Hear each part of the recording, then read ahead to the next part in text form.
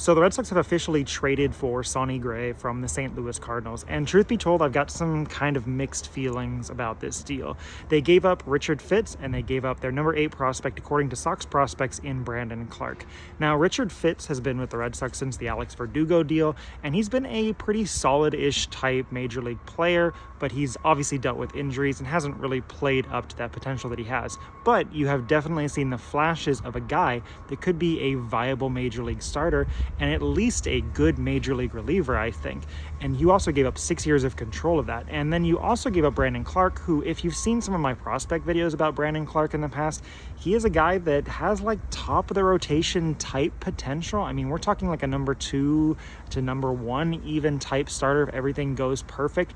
But that is if everything goes perfect. He is showing a lot of volatility with his control, and if he can't get that under wraps, he's going to be more likely a reliever.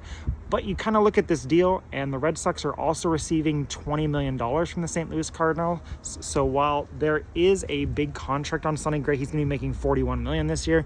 He's only going to be being paid $21 million by the Red Sox. So all in all, the Red Sox get 1 year of Sonny Gray for $21 million, and they gave up 2 good prospects / major league talent ready players.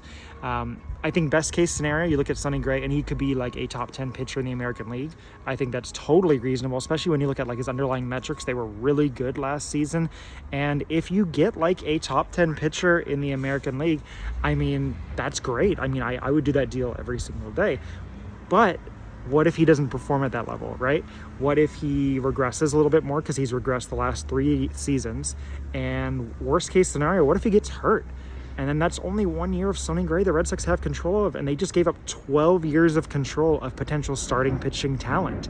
That is a kind of tough pill to swallow if you're a Red Sox fan, especially since I do believe that Richard Fitts is going to be like a number 4 or 5 starter at the major league level at least, because he's got that good fastball.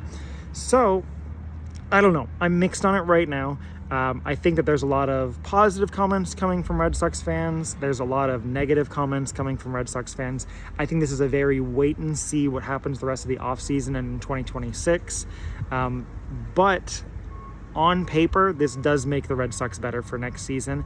And just to kind of wrap up the last of it, I think if you're a St. Louis fan, you do this deal every single day. I think any GM would do this deal any single day, because you look at what you're getting back in return. You have obvious major league ready talent, and then you also have the potential of a guy that's going to be maybe really good later down the road.